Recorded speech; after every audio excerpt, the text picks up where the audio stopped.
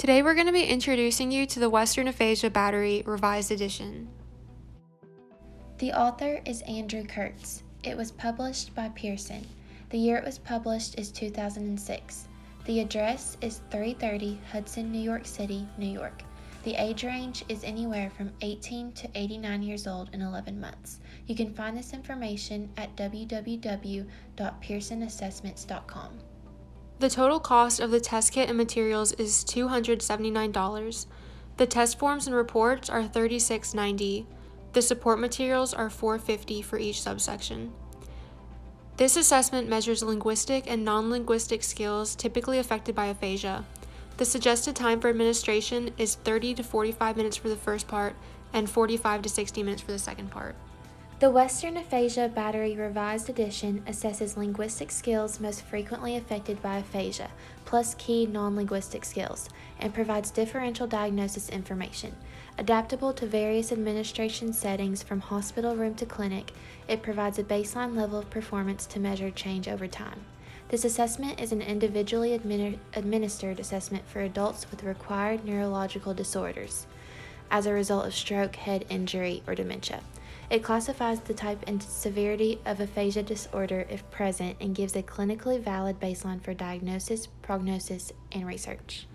This assessment identifies 8 different types of aphasia, including global, Wernicke's, Broca's, transcortical sensory, isolation, conduction, transcortical motor, and anomic. This assessment is broken into 2 parts, including linguistic skills, which includes content, fluency, auditory comprehension, repetition and naming, reading and writing, as well as non-linguistic skills, which includes drawing, calculation, block design, and praxis. Part 1 of the subtest includes spontaneous speech, auditory verbal comprehension, repetition, and name and word finding. Part 2 of the subtest include reading, writing, apraxia, constructional, visuospatial, and calculation, and supplemental writing and reading. Before administering the Western Aphasia Battery, be sure to study the directions and scoring guidelines for each subtest you will administer. The assessment should be administered in a quiet, well-lit room that is free from interruptions and distractions. Make sure the stimulus book is visible to both the client and the SLP. Basals and ceilings will vary by subtest. 1 repetition is allowed for each item administered. The first subtest is spontaneous speech. This includes informational content where the client verbally responds to 6 personal questions, and fluency, grammatical competence, and paraphasias where the client verbally describes a picture in the stimulus book. Here's a video demonstration of the spontaneous speech subtest. Tell me what's going on in this picture. It looks like they're at a park. They're having a picnic on the left side. There's a lake.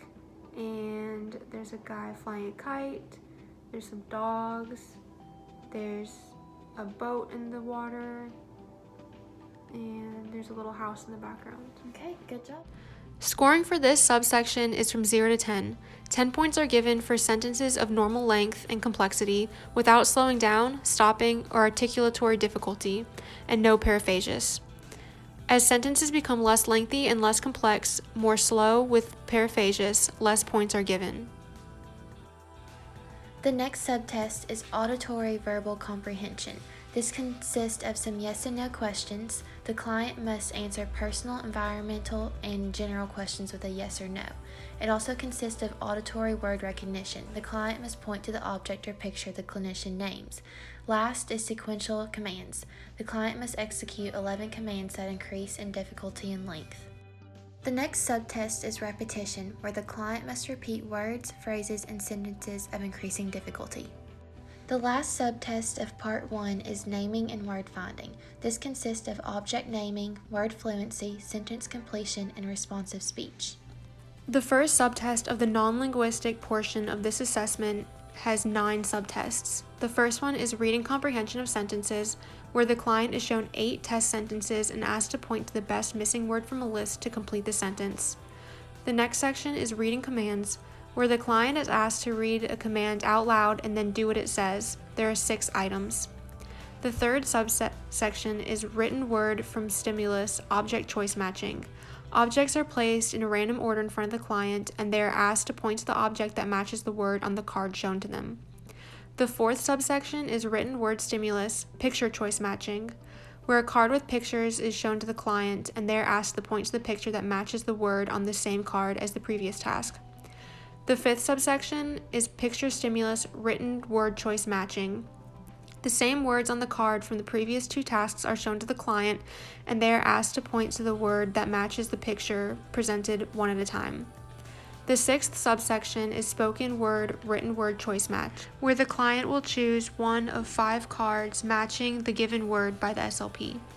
The seventh subsection is letter discrimination, where the SLP will give a cutout letter and the client will choose which one matches the card presented to them.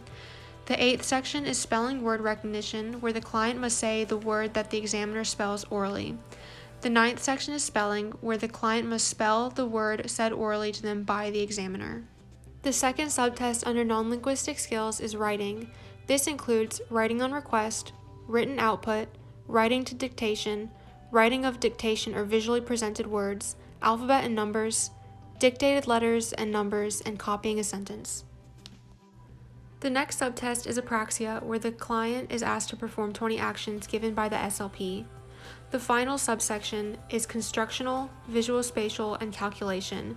This includes drawing, block design, calculation, and Raven's colored progressive matrices. Additionally, supplemental writing and reading tasks are included. This includes writing irregular words to dictation, writing non-words to diction, reading irregular words, and reading non-words.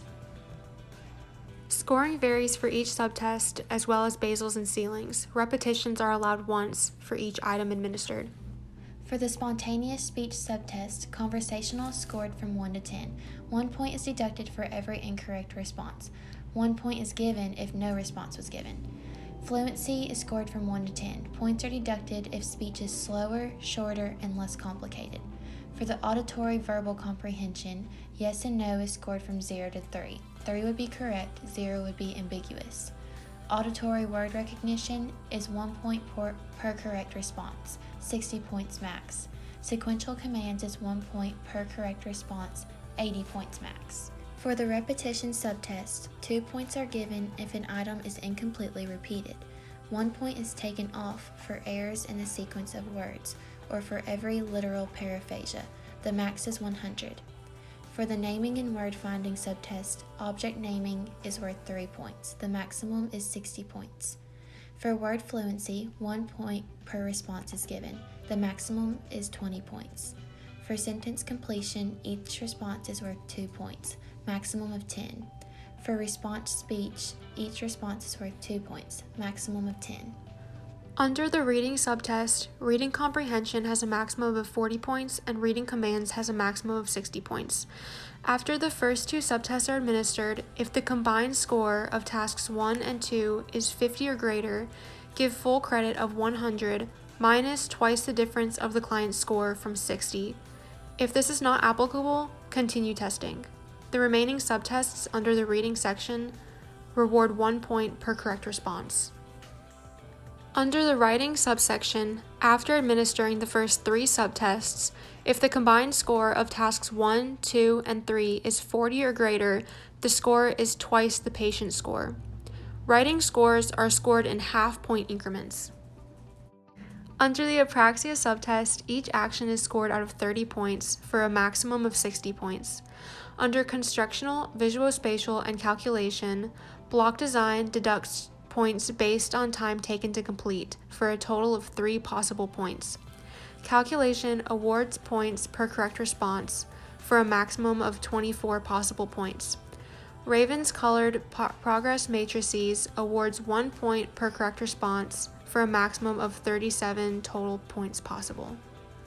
The strengths of this assessment are that it assesses 8 types of aphasia, it has a very large age range, and it is available in 9 different languages. Some weaknesses are that this is a more time-consuming assessment and no studies have predicted validity.